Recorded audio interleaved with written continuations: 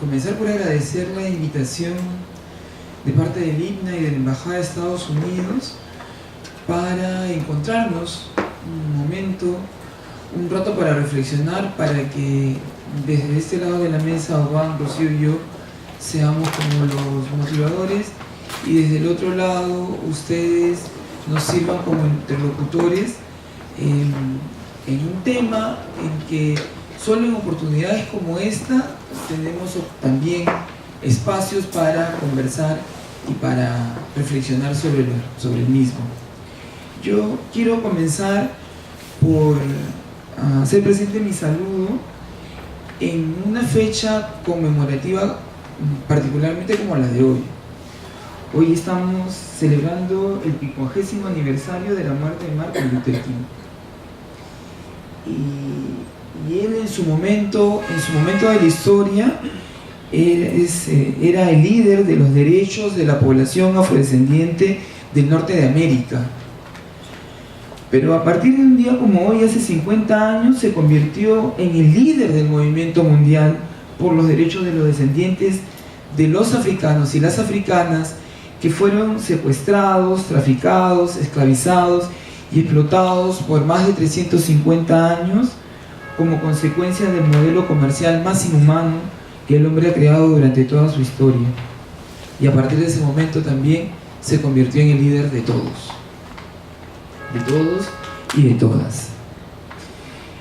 Comentar en ese momento la importancia de la influencia de Luther King es una excelente oportunidad para reflexionar y hacer paralelos considerando respetuosamente las diferencias en el tiempo y en el espacio, pensando sobre todo en los logros y avances que al respecto se puede mencionar con relación a la población afroperuana y a la responsabilidad del Estado para atender estas diferencias. Y aquí voy a hacer un pequeño alto por una omisión. En mi presentación me han presentado como directora de políticas para la población afroperuana del Ministerio de Cultura,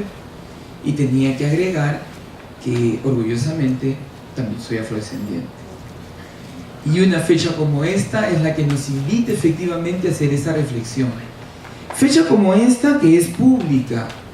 Tenemos otras tantas que el Estado también se ha encargado de reivindicar y que no necesariamente han sido visibilizadas. Hay una serie de fechas en el calendario cívico escolar reconocido por el Ministerio de Educación, entre las que encontramos, por ejemplo, el Día de la Cultura Afroperuana, que es una fecha análoga al mes, ¿no?, que ahora estamos conmemorando. O tenemos fechas que incluyan, por ejemplo, el 3 de diciembre, fecha importante porque en 1854 se formaliza la proclamación de la libertad de la manumisión para los afrodescendientes esclavizados. Entonces, tener oportunidad de encontrarnos en fechas como esta también nos hace pensar respecto de la importancia de la influencia que Luther King tiene para la historia de todos,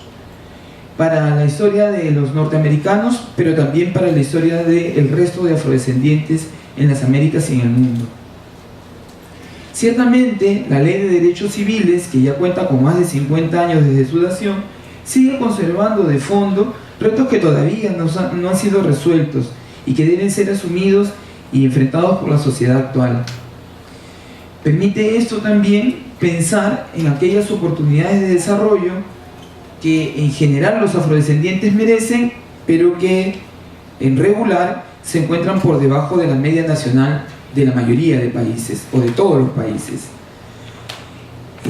Es importante reconocer que la lucha por los derechos civiles tiene que ver con el ejercicio pleno de la ciudadanía, a través también del disfrute de esos derechos, y valga la redundancia. Sin embargo, es conocido por todos y todas que en nuestro país no existió un marco normativo expresamente racista, pero esas carencias se han convertido igual en un obstáculo más fuerte para resolver diversas manifestaciones racistas que se han producido de forma subliminal tanto en las relaciones cotidianas como en la atención de parte del Estado hacia la población afrodescendiente. Y esas diferencias son las que adoptan ahora y son reconocidas como las brechas socioeconómicas a las que en algún momento hacía referencia y que deben ser resueltas por los estados. Efectivamente, el Decenio Internacional para los Afrodescendientes, proclamado por Naciones Unidas, y el Plan de Acción para los y las Afrodescendientes de las Américas de la OEA tienen ese propósito. El presente siglo nos encuentra alumbrados por algunas iniciativas que están dirigidas precisamente a resolver o a dar pasos iniciales que permitan resolver las profundas diferencias que tiene la población afrodescendiente en el Perú respecto de otros grupos étnicos en el mismo país. Y algunas de ellas, por ejemplo, para resolver particularmente esta omisión, está referida, por ejemplo, a las políticas de obligatorio cumplimiento en el Perú, dadas mediante el Decreto Supremo 027 en el año 2007 por la PCM, que estaba dirigida a que se formularan políticas diferenciadas o con enfoque diferencial para atender las necesidades de algunas poblaciones, entre ellas la población afrodescendiente. Otro antecedente importante en esa misma magnitud es la Resolución Suprema 010 del año 2009, dada por el MINDES, que, a través de la cual se pide el perdón histórico al pueblo afroperuano por los abusos, exclusión y discriminación cometidas en su agravio. Estas dos normas son una muestra de una iniciativa que forma parte de un proceso largo, reclamado además por sociedad civil, reconocido por el Estado, y que son como pasos iniciales para nuevos procesos de construcción, de atención a las necesidades de la población afroperuana. En ese sentido, en el año 2015, el Estado peruano emitió un decreto supremo que declara de interés nacional la atención prioritaria respecto del pleno disfrute de los derechos fundamentales de la población afroperuana. Ese fue el decreto supremo 004-2015 del Ministerio de Cultura. Y a continuación, en el marco de este decreto y de otro decreto que se da a continuación, que es el de la política de transversalización del enfoque intercultural, el propio sector formula la primera política nacional dirigida a atender de manera diferenciada a la población afroperuana, que es el Plan Nacional de Desarrollo para la Población Afroperuana, conocida por nosotros como el Plan DEPA. Este plan tiene como fin último precisamente resolver 4 demandas iniciales que deben contribuir a impulsar el desarrollo de los niños, niñas, jóvenes, mujeres y hombres afrodescendientes de nuestro país.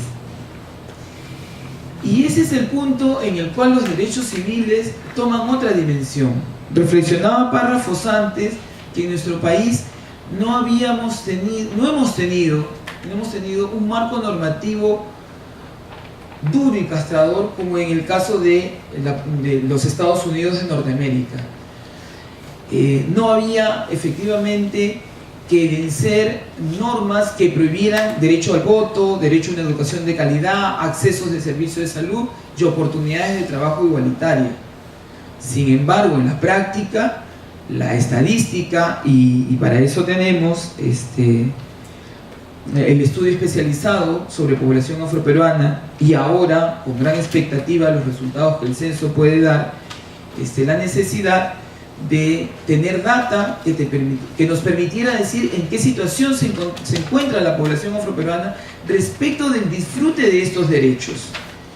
Y efectivamente los datos no son muy auspiciosos. Probablemente los más duros tengan que ver con el acceso a la educación, en tanto que nos encontramos entre 14 y 17 puntos porcentualmente por debajo de lo que la media nacional tiene para la culminación oportuna de la educación básica regular. En la secundaria, los alumnos en promedio están bordeando el 90% de salida, en tanto que para la población afroperuana ese índice está más o menos 12 puntos más abajo. Y esas son cosas que tienen que ver efectivamente con por qué se plantea la necesidad de un Plan Nacional de Desarrollo. Porque además necesitamos que, por ejemplo, necesidades como la visibilidad estadística, que tiene su campo cuantitativo, pero que tiene un impacto potente desde lo cualitativo, va a permitir que la población afroperuana pueda ser mirada y atendida en función de estos datos que ahora, como comentaba hace un momento, están a la espera de los resultados que el censo pueda plantear, pero que